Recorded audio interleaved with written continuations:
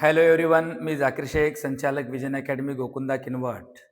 तर आजच्या व्हिडिओमध्ये विद्यार्थी मित्रांनो, आपण पोलीस भरती 2026 बुलढाणा जिल्ह्याचा पेपर अभ्यासणार आहोत. ज्याच्यामध्ये मराठी विषयाचे 25 प्रश्न स्पष्टीकरणासहित आज आपण अभ्यासूयात. तर सुरुवात करूयात. पहिला प्रश्न काय म्हटलेला आहे? अनिता लाडू खात असे, वाक्यातील काळ ओळखा. बरोबर आहे ना? ऑप्शन 4 आहे, रीती वर्तमान काळ, रीती भूतकाळ, रीती भविष्य काळ आणि साधा काळ. तर याच्यामध्ये करेक्ट उत्तर जो आहे हा रीती भूतकाळ आहे. कारण एखादी क्रिया भूतकाळात घडत असे नेहमी, आता नाही, हे दर्शवण्यासाठी रीती भूतकाळ वापरतो. आणि सदरील वाक्यात असे हा जो शब्द आहे जो आपण रीती भूतकाळामध्ये वापरतो. सदरील वाक्य रीती वर्तमान काळाचा राहिला असता तर अनिता लाडू खात असते असते म्हणलं असतो आपण. आणि त्याचबरोबर इथं जर भविष्यकाळाचा राहिला असता तर आपण अनिता लाडू खात जाईल, भविष्यकाळासाठी आपण जाईल हा शब्द आपण इथं वापरलो असतो. म्हणून ऑप्शन नंबर 2 करेक्ट आहे. त्यानंतर दुसरा प्रश्न पहा, खालील गटातील शब्द समूहाशी विसंगत शब्द ओळखा. वेगळा पर्याय ओळखायचा आहे. अग्नी, विस्तव, अनिल, पावक यातील विसंगत शब्द 3 क्रमांकचा ऑप्शन आहे. कारण 3 वरचे जे शब्द आहेत अग्नि, विस्तव, पावक हे अग्नीच्या संबंधित शब्द आहेत. अनिल म्हणजे वारा होतो. ऑप्शन नंबर 3 जो आहे हा विसंगत पर्याय आहे. त्यानंतर नेक्स्ट क्वेश्चन पहा, खालील म्हणीसाठी योग्य पर्याय सुचवा. उसाच्या पोटी कापूस. वेगळं काही घडणे अपेक्षेपेक्षा किंवा उलट घडणे ज्याला म्हणतो आपण. पहा, सद्गुणी माणसाच्या पोटी सद्गुणी संतती हा पर्याय नाही. सद्गुणी माणसाच्या पोटी दुर्गुणी संतती हा आहे. काहीतरी वेगळा घडणे. बरोबर आहे ना? उसाच्या पोटी कापूस म्हणजे सद्गुणी माणसाच्या पोटी दुर्गुणी संतती येणे. हा ऑप्शन नंबर 2 करेक्ट आहे. बाकी उसाच्या शेतात कापसाचे पीक हा नाही. त्याच्यानंतर उसाच्या आवरणापासून कापूस तयार करणे हा सुद्धा नाही. त्यानंतर चौथा प्रश्न पहा, खालीलपैकी अनुनासिक ओळखा. अनुनासिक हे माहिती आहे, ज्यांचा उच्चार करताना नाकातून होतो. त्याच्यामध्ये अ नाही, ज नाही, म हा जो आहे हा काय आहे? अनुनासिक आहे. म्हणून ऑप्शन नंबर 3 जो आहे हा करेक्ट आहे. त्यानंतर दुसरा प्रश्न पहा, नेक्स्ट क्वेश्चन, खालील शब्दासाठी योग्य संधी ओळखा. संधी ओळखायची आहे. मुनिच्छा शब्द कोणता आहे? मुनी अधिक इच्छा हा जो शब्द आहे हा स्वर संधीचा उदाहरण दिलेला आहे. तर पहिल्या शब्दातला शेवटचा जो वर्ण आहे, शेवटचा वर्ण नी आहे, याच्यात ई आलेला आहे. दुसऱ्या शब्दाचा पहिला वर्ण ई आहे. दोन्ही सजातीय वर्ण एकत्र आलेला आहे. तर त्याच जातीचा दीर्घ वर्ण कोणता तयार होतो? ई तयार होतो. बरोबर आहे ना? तर याच्यामध्ये आपण जर पाहिलो तर ऑप्शन नंबर 1 जो आहे हा काय आहे?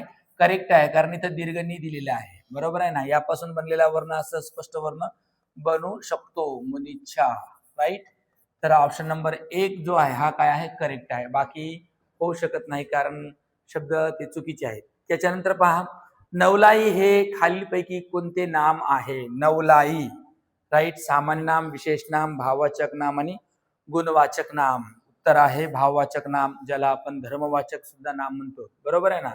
आणि दुसरी गोष्ट इथं नवलाई, आई हा इथं शब्द जोडलेला आहे. तुम्हालाही माहित आहे भाववाचक नामे बनताना त्याच्यानंतर यत, व, पना, ई, गिरी अशा प्रकारचे शब्द आपण जोडतो आणि त्यापासून भाववाचक शब्द बनतात. ऑप्शन नंबर 3 जो आहे हा काय आहे? करेक्ट आहे. नवलाई असेल, नवल पासून बनलेला नवलाई, चपळ पासून बनलेला चपळाई, राईट. त्याच्यानंतर नेक्स्ट पहा, मुलगे हा शब्द खालीलपैकी काय आहे? पहा, मुलगे स्त्रीलिंग, पुल्लिंग, नपुंसकलिंग आणि उभयलिंग. याच्यातलं जो उत्तर आहे, आता काही पुस्तकामध्ये मुलगा, मुलगी, मुलगे, मुलगे म्हणले तर नपुंसकलिंग दिलेलं आहे. परंतु इथं उत्तर मात्र काय आहे? याचं पुल्लिंग आहे. कारण पहा, मुलगा म्हणल्यानंतर लिंगच पुरुष झाला ना हो, मुलगा. आणि त्याचबरोबर मुलगा म्हणल्यानंतर एक वचन झालं. बरोबर आहे ना? एक वचन. आणि दुसरी गोष्ट, याला जर आपण अनेक वचनामध्ये केलो तर काय झालं? हे मुलगे झालं. मुलगे काय झालं? मुलगे अनेक वचन झालं, अनेक वचन. म्हणून जे आहे मुलगे हा शब्द पुल्लिंगीच मानतात, राईट. त्यानंतर पहा, मुलांनी गुरुजींची आज्ञा पाळावी. अधोरेखित शब्दाची विभक्ती ओळखा. अधोरेखित, मुलांनी या शब्दाला अधोरेखित केलेलं आहे. प्रथमा, द्वितीया, तृतीया आणि चतुर्थी विभक्ती आहे 4 पर्याय.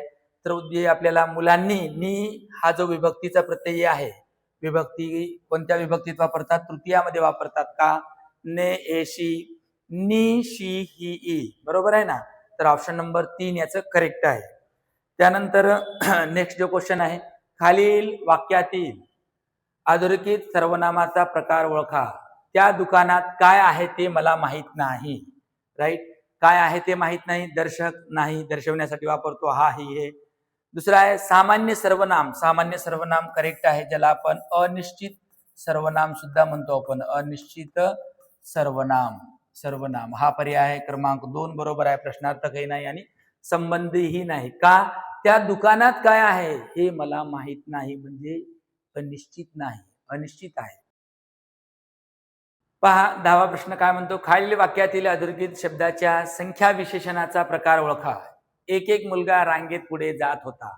गणनावाचक, क्रमवाचक, आवृत्तीवाचक आणि त्याच्यानंतर पृथकत्व वाचक हे 4 पर्याय दिलेले आहेत. एक एक म्हणल्यावर कोणता आहे तो? त्याच्यामध्ये आपण पृथकत्व वाचक म्हणतो. का? पृथकत्व म्हणजे वेगळे वेगळे करणे. आणि एक संख्या दिलेली असेल पुन्हा त्याच संख्येचा उल्लेख केला जातो, जसं 1 1, 5 5 असा याचा उल्लेख होतो. गणनामध्ये ज्याच्यामध्ये 1 2 3 4 अर्धा अशा प्रकारचे शब्द येतात. क्रममध्ये पहिला, दुसरा, तिसरा आणि आवृत्तीमध्ये दुप्पट, तिप्पट, चौपट, दुहेरी, तिहेरी अशा प्रकारचे शब्द येतात. तर ऑप्शन नंबर 4 जो आहे करेक्ट आहे. त्यानंतर पहा 11वा प्रश्न काय म्हणतो, गुरुजी विद्यार्थ्यांना व्याकरण शिकवितात. हे वाक्य खालीलपैकी कोणत्या प्रकारचे आहे? पहिला सकर्मक, अकर्मक, विक्रमक आणि अभयविध आहे. तर याच्यामध्ये पहा दिलेल्या वाक्यामध्ये सर्वप्रथम आपल्याला क्रियापद ओळखायचं आहे. व्याकरण शिकवितात. शिकवितात हे क्रियापद आहे आणि या वाक्यामध्ये 2 कर्म आलेले आहेत. किती कर्म आलेले आहेत? 2 कर्म आलेले आहेत. पहिला जो कर्म आहे, तुम्हाला माहिती असेल कर्माचे 2 प्रकार पडतात. नंबर 1 पहिला कर्म कोणता आहे? प्रत्यक्ष कर्म. प्रत्यक्ष कर्म आहे. त्याच्यानंतर दुसरा जो आहे, दुसरा कर्म कोणता आहे? अप्रत्यक्ष कर्म. अप्रत्यक्ष कर्म हे 2 कर्माचे प्रकार असतात. याच्यामध्ये गुरुजी विद्यार्थ्यांना व्याकरण शिकवतात. तर याच्यामध्ये प्रत्यक्ष कर्म जो आहे हा व्याकरण आहे, कारण क्रिया जे करत आहेत, व्याकरण शिकवण्याची क्रिया करत आहेत. आता याच्यामध्ये व्याकरण जो आहे हा प्रत्यक्ष कर्म आहे. हा अप्रत्यक्ष कर्म कोणता आहे? विद्यार्थी आहे. अप्रत्यक्ष कर्म कोणता आहे? विद्यार्थ्यांना हा अप्रत्यक्ष कर्म आहे. आणि ओळख अशी आहे पहा, जो प्रत्यक्ष कर्म असतो तो एक वस्तुवाचक नाम असतो आणि त्याला विभक्तीचा प्रत्यय नसतो. आणि त्याच्यानंतर अप्रत्यक्ष कर्म जो असतो, अप्रत्यक्ष कर्म व्यक्तिवाचक नाम असतो आणि त्याला विभक्तीचा प्रत्यय असतो. म्हणजे सदरील वाक्यात गुरुजी विद्यार्थ्यांना व्याकरण शिकवितात या वाक्यात 2 कर्म आलेले असल्यामुळे याला आपण काय म्हणतो? द्विकर्मक क्रियापद म्हणतो. ज्या वाक्यामध्ये 2 कर्म आलेले आहेत त्याला आपण काय म्हणतो? द्विकर्मक क्रियापद असे म्हणतो. तर ऑप्शन नंबर 3 काय आहे? करेक्ट आहे. त्यानंतर पहा आम्ही बागेत भरपूर खेळलो. या वाक्यातील अधोरेखित क्रिया विशेषण अव्ययाचा प्रकार ओळखा. बरोबर आहे ना? कालवाचक मध्ये भरपूर शब्द वापरत नाही. राईट? स्थलवाचक मध्ये सुद्धा वापरत नाही. रीतिवाचक मध्ये सुद्धा नाही. तर हा जो दिलेला जो शब्द आहे हा शब्द भरपूर संख्यावाचक आहे, हे एक लक्षात ठेवा. त्यानंतर दुसरा आहे नेक्स्ट क्वेश्चन, देह जाओ अथवा राहो, पांडुरंगी दृढ पाहो. या वाक्यातील अधोरेखित उभयान्वयी अव्ययाचा प्रकार आपल्याला ओळखायचा आहे. तर याच्यामध्ये पहा समुच्चयमध्ये येत नाही, हा विकल्पमध्ये येतो. अथवा, किंवा, वा जे शब्द पर्याय दर्शवण्यासाठी आपण वापरतो. त्यानंतर पहा खालील वाक्यातील अधोरेखित केवल प्रयोगी अव्ययाचा प्रकार ओळखा. याच्यामध्ये पहा काय म्हटलेलं आहे, बाप रे किती प्रशस्त राजवाडा हा. बाप रे हा जो शब्द आहे हा उत्कट भावना व्यक्त करण्यासाठी वापरतो आणि याच्यामध्ये हर्ष नाही, आश्चर्य दर्शवण्यासाठी वापरलेला आहे. म्हणून ऑप्शन नंबर 2 जो आहे हा काय आहे? करेक्ट आहे. त्याच्यानंतर पहा पार्निकचा पेपर लिहून झाला. वाक्यातील प्रयोग ओळखायचा आहे. याच्यामध्ये प्रधान कर्तृ कर्मणी, शक्य कर्मणी, कर्मकर्तरी आणि त्याच्यानंतर आहे समापन कर्मणी. बरोबर आहे ना? पार्निकाचा पेपर लिहून झाला हा जो वाक्य आहे, लिहून झाला हा समापन कर्मणी आहे. कारण असं आहे, कारण समापन कर्मणीमध्ये धातूला ऊन किंवा हुन हे शब्द जोडल्या जाते. जसं की पहा, धातू कोणता आहे याच्यामध्ये लिह धातू आहे.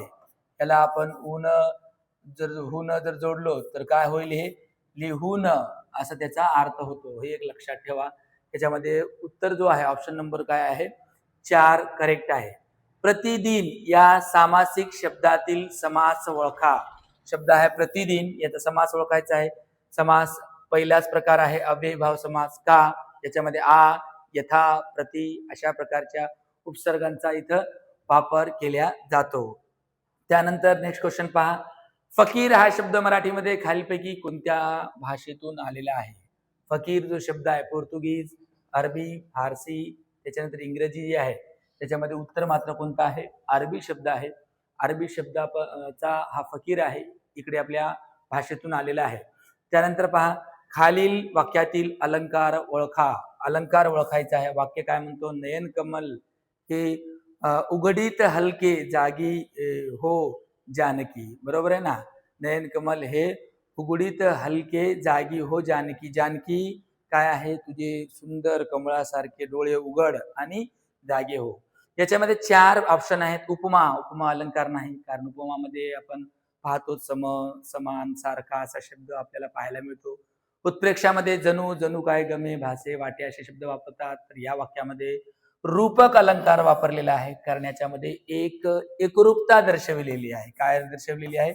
एकरूपता दर्शवलेली आहे. म्हणून ऑप्शन नंबर जो आहे 3 काय आहे? करेक्ट आहे.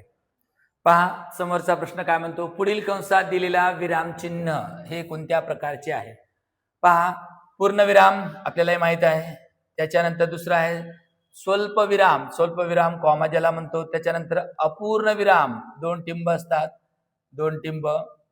त्याच्यानंतर अर्धविराम. अर्धविरामला वापरल्या जाणारा चिन्ह कोणता? हाच आहे. म्हणून ऑप्शन नंबर 4 काय आहे? करेक्ट आहे, ज्याला आपण अर्धविराम म्हणतो. त्यानंतर पहा, खालील पैकी शुद्ध लेखनाच्या दृष्टीने योग्य शब्द ओळखा.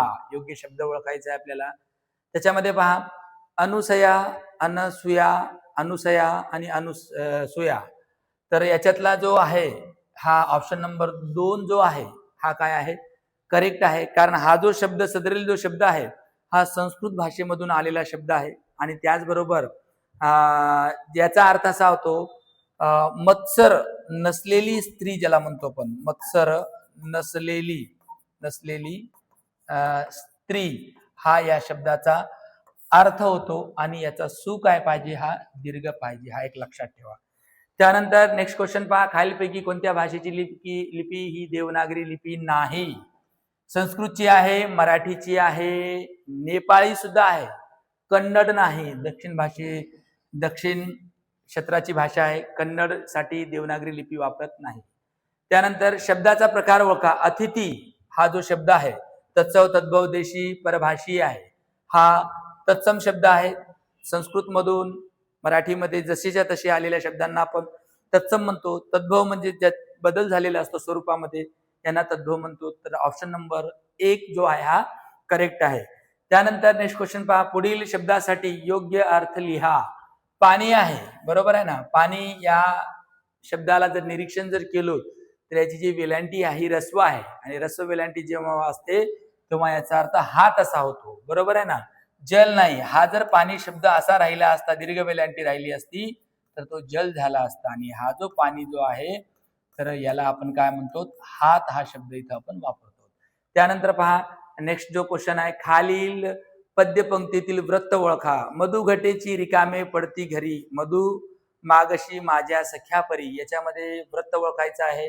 आणि याच्यातला जो वृत्त आहे हा नववधू आहे का? तर याच्यामध्ये 16 मात्रा आलेल्या आहेत. 2, 8, 6 असा त्याचा क्रम असतो. त्यानंतर पहा नेक्स्ट क्वेश्चन, हात ओला करणे या वाक्प्रचाराचा खालीलपैकी कोणता अर्थ होतो? हात काय करणे? ओला करणे. हात धुवून घेणे नाही, हातावर पाणी टाकणे नाही, हातातून पाणी टाकणे सुद्धा नाही, आणि पैसा मिळवणे. पैसा मिळवणे म्हणजेच काय आहे की हात ओला करणे. ऑप्शन नंबर 4 जो आहे हा करेक्ट उत्तर आहे. तर अशा प्रकारे विद्यार्थी मित्रांनो, आज बुलढाणा जिल्ह्याचा जो पेपर होता याविषयी आपण थोडक्यात मराठी विषयाची चर्चा केलेली आहे. अपेक्षा करतो की तुम्हाला पोलीस भरतीच्या मराठी विषयाच्या अभ्यासासाठी हे प्रश्न नक्कीच कामी येतील. आणि त्याच्यानंतर पुढील व्हिडिओमध्ये अशाच प्रकारे एखाद्या जिल्ह्याचा पेपर घेऊन येऊ, त्याच्यामध्ये आपण मराठीचे प्रश्न अभ्यासू. थांबू इथं आपण. धन्यवाद.